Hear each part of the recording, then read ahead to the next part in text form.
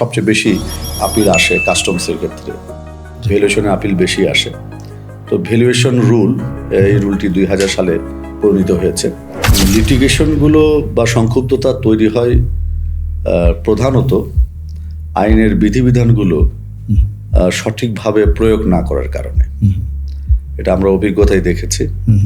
আইনকে যদি সঠিকভাবে প্রয়োগ করা হতো তাহলে হয়তো এই আপিল বা এই জাতীয় প্রক্রিয়ার সংখ্যা অনেক কমে আসতো। দেখা যায় যে আইনে যেমন সবচেয়ে বেশি আপিল আসে কাস্টমসের ক্ষেত্রে, ভ্যালুয়েশনে আপিল বেশি আসে।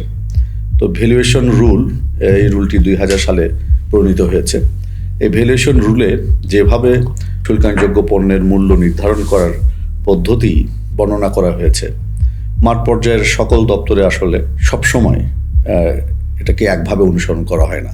তো এখন আমি যদি ফোকাস করতে চাই যে কি কি কারণে এই আপত্তিগুলো বা আপিলগুলো হয়, একটা যদি স্যার আপনি বললেন ভ্যালুয়েশন, আর কি কি ধরনের আপত্তি আসে? সবচেয়ে বেশি আপিল আসে ভ্যালুয়েশনে, এবং এরপরে যেটা আসে সেটা হলো শুল্ককর ফাঁকিজনিত ডিমান্ড করা হয়, মামলা করা হয়, তার পরিপ্রেক্ষিতে ভালো সংখ্যক আপিল জমা পড়ে। একইভাবে আমরা যদি ভ্যাট আইনের পার্সপেক্টিভে দেখি, সেখানে সবচেয়ে বেশি এইচএস ক্লাসিফিকেশনটাও তো একটা কিরকম পান, ক্লাসিফিকেশন নিয়ে ডিসপিউট হয়, তবে ক্লাসিফিকেশন ডিসপিউট নিয়ে আপিল করার প্রবণতা কম। ভ্যালুয়েশনের সঙ্গে যদি আমি তুলনা করি বেশ কম। আর ভ্যাটে কি ধরনের মানে এগুলো সাধারণত ভ্যাটের ক্ষেত্রে সবচেয়ে বেশি আমরা যেই আপিলগুলো পাই এগুলো ভ্যাট ফাঁকির সাথে সম্পর্কিত। ভ্যাট ফাঁকি বা ভ্যাট পরিহারের জড়িত কারণে যে সকল মামলা হয় বা দাবিনামা জারি করা হয়, তার পরিপ্রেক্ষিতে ট্রাইব্যুনালে আপিল করছেন।